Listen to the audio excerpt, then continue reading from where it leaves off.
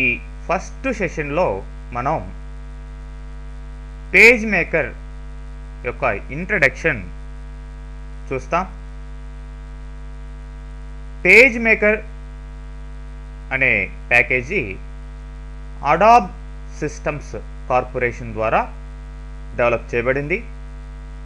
Adobe systems ఈ page మేకరే కాకుండా Photoshop ఇంకా ఎక్సెట్రా సబ్జెక్ట్స్ అంతా కూడా డెవలప్ చేయడం జరిగింది. మరి పేజ్ మేకర్ అనేది ఇక్కడ మెయిన్ డిటిపి టూల్గా వీళ్ళు డెవలప్ చేయడం జరిగింది. అంటే డిటిపి వర్క్లు, డెస్క్టాప్ పబ్లిషింగ్ వర్క్లు చేసుకునేదానికి. అంటే డెస్క్టాప్ పబ్లిషింగ్ వర్క్స్ అంటే ఈ లెటర్స్ ప్రిపేర్ చేయడం, పోస్ట్ కార్డ్స్ ప్రిపేర్ చేయడం, అట్లానే visiting cards, posters, labels, brochures, marriage cards ఇట్లాంటివంతా కూడా ఈ యొక్క పేజ్ మేకర్ ద్వారా చాలా కంఫర్టబుల్గా ప్రిపేర్ చేసుకోవచ్చు అనమాట. సో ఈ వర్క్లనే మనం డెస్క్టాప్ పబ్లిషింగ్ వర్క్స్ అని కూడా అంటాం.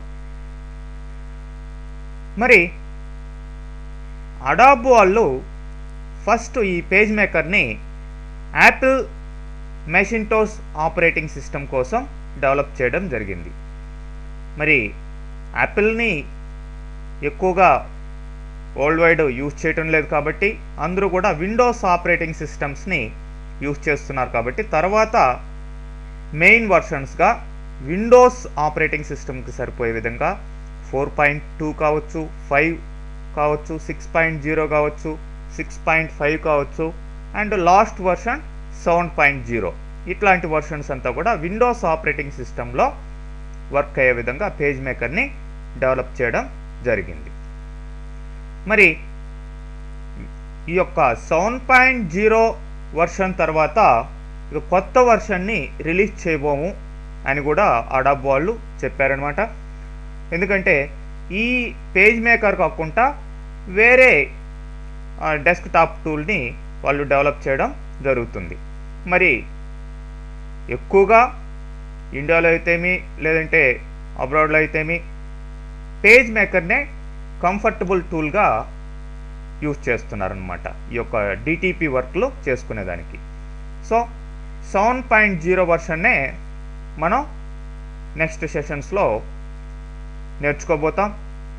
7.0 వర్షన్ తర్వాత కొత్త వర్షన్ రిలీజ్ చేయరు అని చెప్పారు, కానీ దానికి ఏమన్నా అప్డేషన్స్ అవసరమైతే యాడ్ చేస్తామని మాత్రం అడాబ్ కార్పొరేషన్ వాళ్ళు చెప్పడం జరిగింది. సో నెక్స్ట్ సెషన్లో మనం పేజ్ మేకర్ ఓపెన్ చేసి దాని ఎన్విరాన్మెంట్ ఎలా ఉంటుందో చూస్తాం. ఓకే.